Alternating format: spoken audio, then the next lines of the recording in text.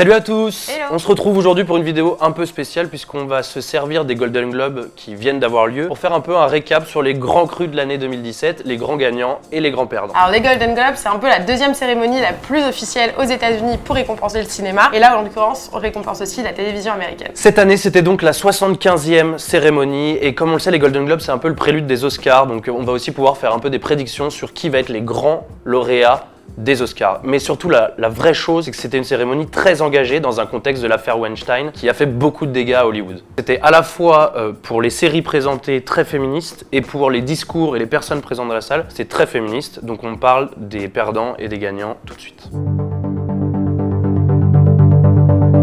Alors, honneur aux gagnants, bien entendu, on commence avec eux, avec les évidences. Et comme d'habitude, on va distinguer séries et films, puisque c'est tout l'intérêt de cette cérémonie. Et niveau série, le grand gagnant, c'est quand même Big Little Lies. Ouais, vraiment, elle a tout raflé cette année avec 4 récompenses, notamment pour la meilleure actrice avec Nicole Kidman. Alors, un petit récap, hein, Big Little Lies, c'est une série qui a été adaptée d'un roman australien. C'est Jean-Marc Vallée qui a pris la réalisation. Et en fait, au début, c'était quand même une idée de Reese Witherspoon et de Nicole Kidman qui voulaient justement adapter ce roman parce qu'elle trouvait que ça pouvait justement aller un peu à l'encontre du modèle féminin d'Hollywood. Donc ça, c'est plutôt sympa. Et du coup, c'est Jean-Marc Vallée qui a pris la réal. Et mine de rien, c'est hyper dans l'air du temps. Avant même que l'affaire Weinstein se déroule, ils ont vraiment bien choisi le timing puisque on est sur quand même une série très féministe qui parle aussi de l'oppression de la femme dans la société. Donc on est exactement dans le cadre de ce que cette cérémonie représentait. Et c'est aussi pour ça que c'est logique et une évidence que la série remporte autant de petites statuettes. Oui, c'est un casting 100% féminin, assez éclectique. Hein. D'ailleurs, on a l'actrice de Divergente qui joue à côté de Zoé Kravitz. C'est pas mal comme petit casting. Il y a un gros casting. Et puis surtout, c'était des personnages vraiment subtils, assez complexes. Il y a vraiment une vraie psychologie dans les personnages qui est hyper intéressante. C'est vraiment une super série et pour le coup, je pense qu'elle méritait vraiment ces 4 récompenses. Puis même les mecs dans leur côté un peu torsionnaire, dégueulasse, sont assez bien faits. Je pense à quelqu'un qui a gagné la statuette des Golden Globes, c'est Alexander Skarsgård, il s'appelle, qui joue le mari de Nicole Kidman et qui joue à la perfection l'espèce de pervers narcissique un peu oppressant. Ouais, et le côté un peu novateur aussi de cette série, c'est que pour la première fois, entre guillemets, dans une série, on peut le dire, la violence devient aussi féminine. Bah oui, elle se révolte. Vraiment accordé aux mecs. Maintenant, on peut montrer qu'on peut être un peu badass et que quand on nous tape trop, on peut répondre. Ouais. Et en parlant d'ailleurs d'oppression de la femme et de réponse de la femme, c'était clairement le leitmotiv de la cérémonie, on vous le dit, puisque l'autre grande gagnante, c'est The Handmaid's Tale avec Elisabeth Moss. On en a beaucoup parlé cette année et ça, c'est une vraie réussite. Ouais, Elisabeth Moss, elle a encore raflé du coup la meilleure actrice pour une série dramatique. On l'avait déjà vu dans Top of the Lake, la série de Jane Campion. Personnellement, j'adore. Je trouve que c'est vraiment une super actrice. Et là, on la retrouve toujours dans ce personnage assez torturé puisqu'elle joue le rôle de la servante écarlate. Donc c'est un roman de Margaret Atwood. Encore un roman, ouais, d'ailleurs. L'idée est assez psyché. C'est toujours une idée assez dystopique où les femmes ne servent plus qu'à la reproduction, notamment pour les riches familles qui ne peuvent plus se reproduire. Il y a un fort taux d'infertilité. Oui, d'infertilité. Concept très différent. Bref, en fait, il y a plein de sujets qui s'y retrouvent. On parle d'écologie puisque le monde en fait est complètement post-apocalyptique en gros, et aussi un regard sur les femmes, sur le corps, sur les inégalités entre les sexes. Enfin, c'est encore une série assez moderne. Puis tout comme Big Little Lies, c'est passionnant, c'est hyper bien réalisé, aussi bien au niveau du scénar que de la réal, donc ça mérite amplement ses prix. Et on voit que maintenant, les showrunners, ça s'applique aussi bien sur le scénar que sur l'image, et c'est ça aussi qu'on récompense dans les Golden Globes. À noter aussi dans ce petit moment girl power, c'est aussi une chef-op féminine, ce qui est assez rare dans le cinéma, pour le noter, Reed Morano, et elle a notamment apparemment réalisé le clip de Lemonade de Beyoncé. Oui, d'accord. Celui où elle tourne avec une batte de baseball, elle fait bien peur. Et on est exactement dans ça, du girl power, on en bouffe dans tous les sens. Du point de vue des films maintenant, les évidences, c'est une évidence parce que ce film-là a été nommé dans des millions de catégories et c'est un des favoris pour les Oscars, c'est The Shape of Water de Guillermo del Toro. Guillermo del Toro, on adore parce que c'est l'éternel ado, c'est le mec qui réalise ses contes, qui est dedans, qui est à fond dedans, et c'est exactement ce qu'il a synthétisé ou symbolisé dans la cérémonie où il dit laissez-moi un peu de temps alors que la musique démarre, il a plus de temps pour parler. Et il dit laissez-moi profiter de ce moment, j'ai mis 25 ans pour en arriver là. And I want to thank the Hollywood Foreign Press Association, Fox Searchlight, and I wouldn't be here. Lower the music, guys. One second. It's taken 25 years. Give me a minute.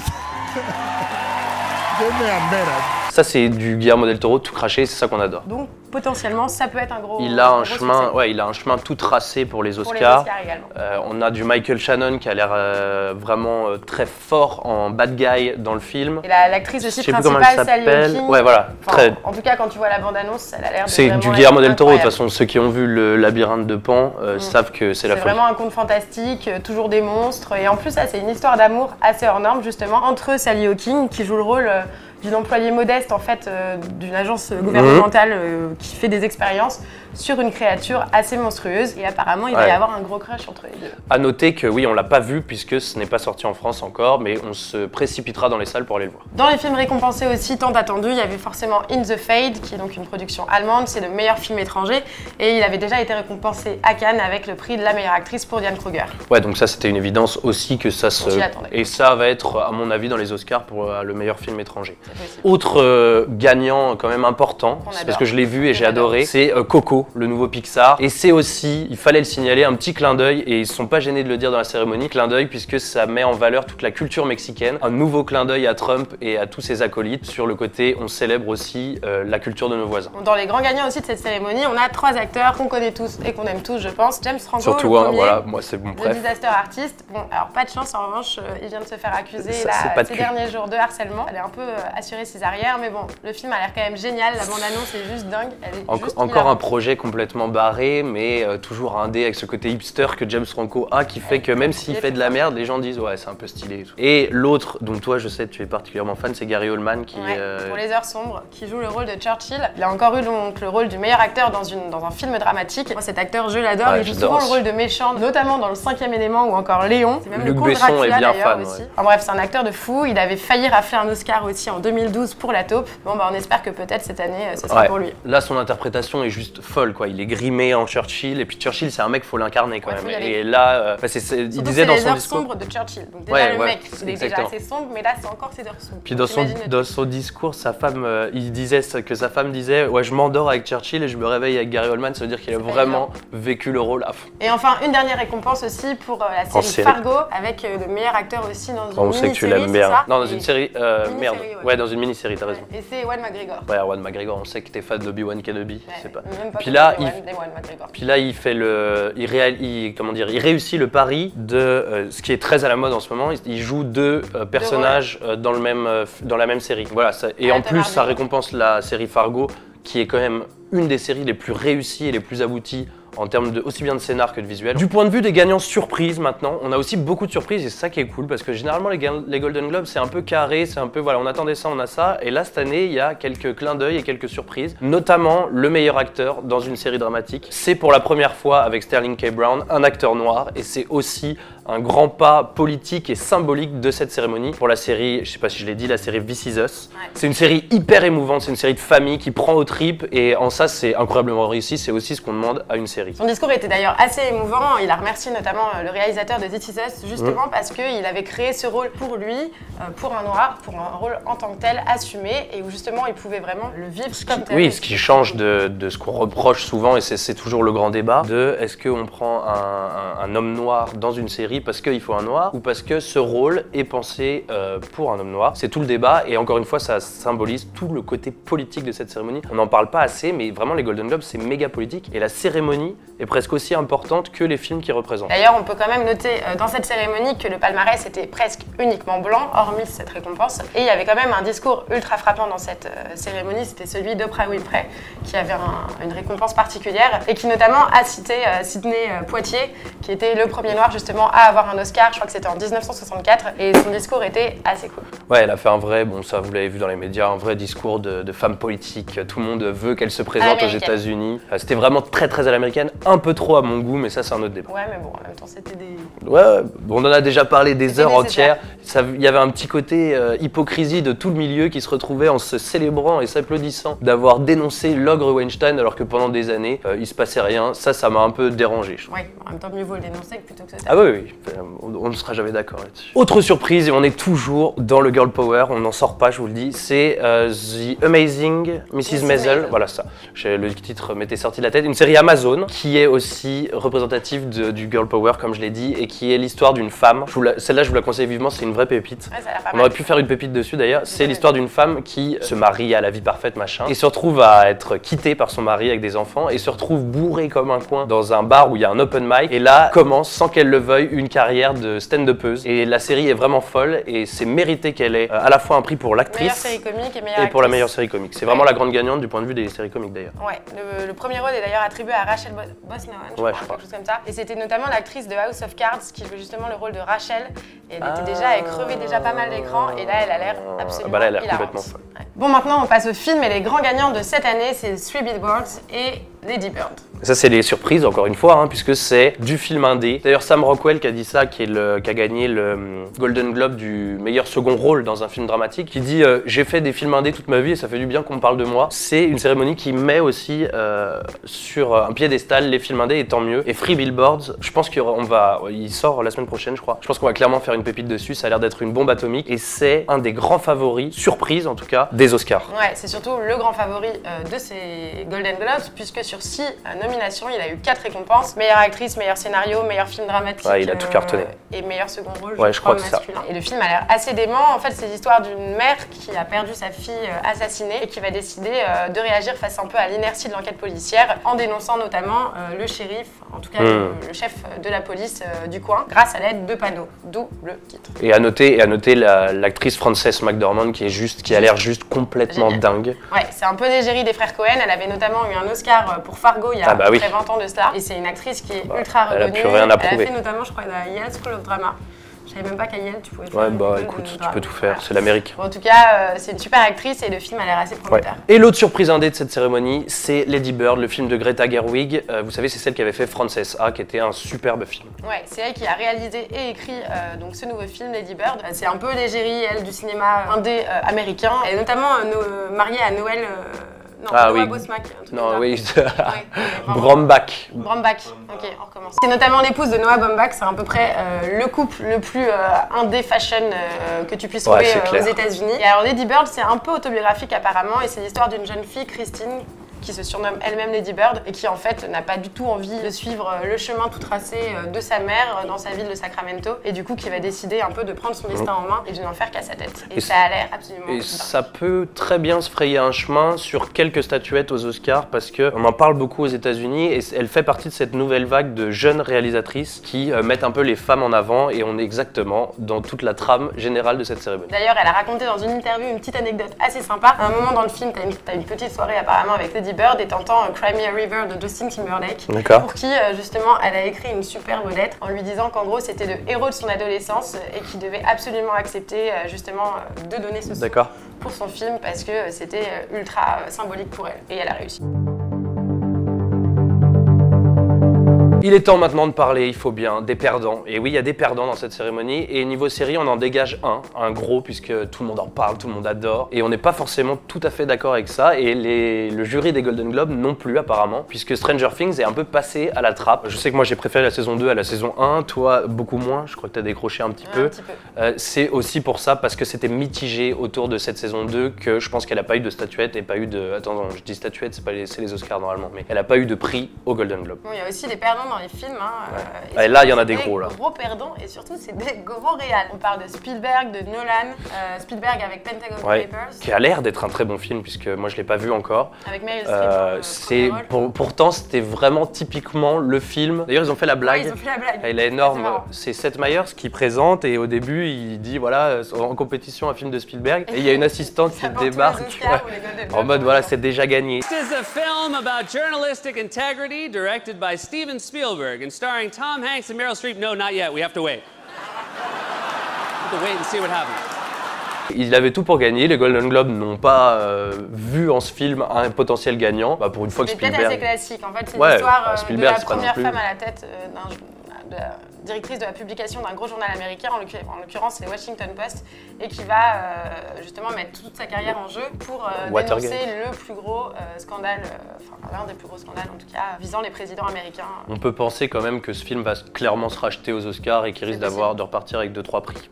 Comme d'ailleurs le Nolan. Après, il y avait une forte compétition, mais moi, le Nolan, il m'a quand même laissé sur le cul. C'est quand même un des films de l'année pour moi. Et qui repartent sans prix, ça m'a un peu rendu triste. Comme d'ailleurs un autre qui est, ok, une production beaucoup moins grande, mais il y a eu tellement de buzz autour de ce film qu'on pensait qu'il allait repartir avec un Golden Globe. C'est Get Out. Et Get Out, c'est aussi un des grands perdants, parce que le buzz a fait et aucun prix, aucune récompense pour le travail de Jordan Peele. Ouais, alors Get Out, c'était quand même la révélation en film d'horreur de ce début d'année 2017. C'était une production de Blumhouse. Blumhouse, c'est ceux qui ont produit notamment Paranormal Activity ou encore Insidious. C'est un peu la maison de prod en ce moment qui fait le buzz, notamment pour les films d'horreur un peu indés à petit budget mais ultra rentable. Et là, Get Out, il est parti avec, c'est un film de Jordan Peele, je crois. Et c'est vrai que cette année, il est reparti un peu bredouille. Et d'ailleurs, il l'avait classé dans la section film comique, qui avait fait, ce qui avait fait un peu de polémique. Parce qu'effectivement, c'est pas un sujet qui est forcément incroyablement drôle, mais bon, 0 pointé comme Ridley Scott. Bon, on s'étend pas, Ridley Scott, ça dépend, c'est un peu inégal. Là, je l'ai pas vu, je peux pas vous en parler. Et puis on termine, c'est normal, parce qu'il faut bien en parler, par les oubliés, un peu ceux qu'on a boudés pendant cette cérémonie, qui n'ont même pas été nommés. Et ce qui saute aux yeux, puisque justement on avait tout ce côté girl power qui enveloppait la cérémonie. Et ça, c'est une blague de Nathalie Portman qui a fait ressortir ça. Enfin, une blague, je crois que c'était plutôt une. Oui, Nathalie Portman, bah, humour anglais un peu, tu sais, genre. And here are the all-male nominees. C'est, comment dire, l'absence des femmes réalisatrices dans les nominations. Il y avait des très gros films, des très grosses prods. Il y avait Catherine Bigelow avec Detroit, notamment. On avait Sophia aussi Coppola. Sofia Coppola avec Les Proies. Moi, j'ai aussi beaucoup aimé. Adoré. On avait aussi Lady Bird encore avec Greta Gerwig. Elle n'avait pas été nommée. Elle a même pas été nommée. Non, non, en réel, elle a même pas été nommée, ce qui est quand même fou. On a la fille de Mudbound, je me souviens plus son prénom, je suis désolé. Mais voilà, il y avait des gros trucs qui pouvaient au moins permettre de faire figurer des femmes dans la liste. Et qui n'ont pas été encore. Donc les actrices pour le moment ça marche et les réalisatrices pas encore. C'est si on pas pouvait évoluer aussi sur ça, ça pourrait être pas mal. Parmi les grands oubliés aussi, c'est nous en fait. Cocorico. Il manque les Français. Il manque les Français avec notamment 120 battements par minute de Romain Campillo qui pour moi était quand même une des révélations. Il méritait au moins d'être dans les nominations des films étrangers. Et il n'était pas là. Et il y avait aussi le film Grave. Ouais, j'ai adoré, moi. J'ai adoré. Ça aurait pu avoir de la gueule. Bon, après, ça, c'est un peu moins grave. Mais 120 battements a fait quand même beaucoup de buzz et aurait pu être dans les nominés, c'est dommage. L'année dernière, c'était quand même Paul Verhoeven qui avait gagné avec Elle. Ouais, donc peut-être on avait eu notre Isabelle Huppert. Ne devait pas être nominé. Bon, les Américains ont dit assez de français, ça nous saoule. Et maintenant, juste pour en parler séries très rapidement, on voulait parler de 2 séries que nous, on a beaucoup aimées et qui sont parties bredouilles ou qui n'ont même pas été nommées. C'est The OA. The OA, c'est un problème qui est simple, c'est le timing. C'est pas de cul. En fait, le premier épisode est sorti pendant les Golden Globes de l'année dernière. Du coup, ça s'est un peu merdé et The OA, qui est quand même une des séries de l'année, n'a même pas été nommée dans aucune catégorie. Et l'autre, en gros, à retenir, si vous voulez faire un film ou une série, ne sortez jamais ou bien après Cannes ou bien après les Golden Globes ou les Oscars. C'est la règle, bordel, putain, vous le saviez. Mais je pense qu'ils s'attendaient pas à autant de buzz de The OA, à mon avis, ou autant de trucs. Parce je suis pas sûre. Je sais pas. Que la date était mal choisie. Et l'autre, elle a été nommée que dans une catégorie, mais on aime bien en parler parce que c'est vraiment une série qui est hyper appliquée et on adore Jane Campion. C'est Top of the Lake, la saison 2. Bon, c'était encore Elisabeth Moss, donc on allait peut-être pas la blinder de prix, mais j'aurais aimé au moins voir un petit prix pour cette petite. Pour conclure et pour rebondir un peu avec tout ça, puisque c'est aussi de ça qu'il s'agit, on a voulu faire, c'est clairement du name dropping, on vous prévient, mais c'est en gros, voilà les noms que vous devez retenir, les grands crus de cette année 2017, aussi bien en film qu'en série. Niveau film, il y a des trucs sur lesquels on est d'accord, The Florida Project, on a fait une pépite. Pour moi, c'est dans son genre le film de l'année. En film indé puissant, c'est la folie. Je pense au Nolan, je vous en ai déjà parlé, il est juste dingue, il n'y a pas photo. Ouais, 120 battements par minute aussi, moi. 120 battements, t'es beaucoup plus fan. Un français en plus, ça fait plaisir. Il y avait aussi le film Grave, on en a parlé tout à l'heure, qui aussi, je pense, est assez marquant cette année. Moi, j'ai le Split. Moi, j'ai le Split que j'ai adoré. Split, Night Shyamalan. Je sais le mec, j'arrive jamais à le dire. Un autre film aussi, un revival de Blade Runner cette année qui aussi, je pense, a marqué les esprits, notamment pour la photographie. Incroyable. C'est surtout pour ça qu'on va retenir ce film. C'est beau, quoi. Le Cœur confidentiel aussi pour un thriller. Ouais, parce que c'est bien de parler des films ni américains ni français, pour une fois. Que Dios nos perdone. Moi, j'adore le cinéma espagnol, un peu polar, un peu sombre. Et aussi un petit docu, I'm Not Your Negro. Ouais, ça, on est d'accord. C'était aussi un super docu. C'est vraiment ça. Qui a beaucoup marqué les esprits. Ouais, ça, regardez-le.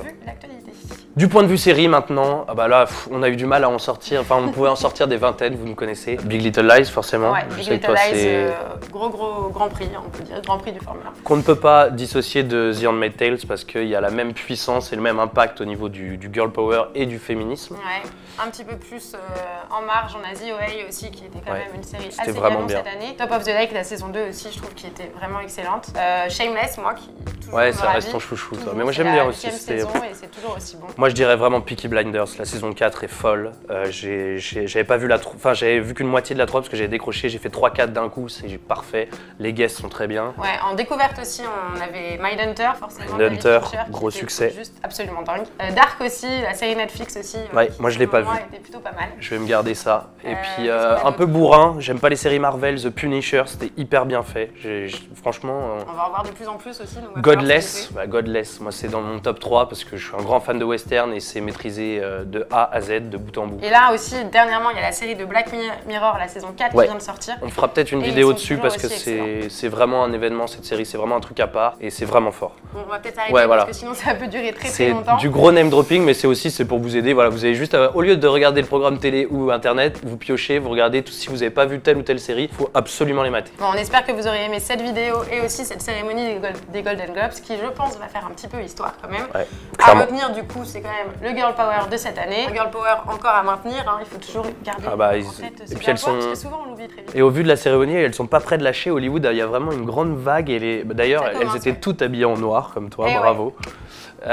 Pour signifier leur solidarité et leur engagement. Et je pense que Même ça James va. Franco, lui, il est un petit peu trop solidaire. je Ouais, crois. il fait. Je Va pense falloir qu'il revienne dessus. Ouais, il a trop fumé. On lui je pense. expliquera comment ça marche. On se retrouve très bientôt, comme d'habitude, pour plein de nouveautés, plein de choses. D'ici là, vous connaissez la chanson, likez, partagez, Et abonnez-vous. Ciao. Salut!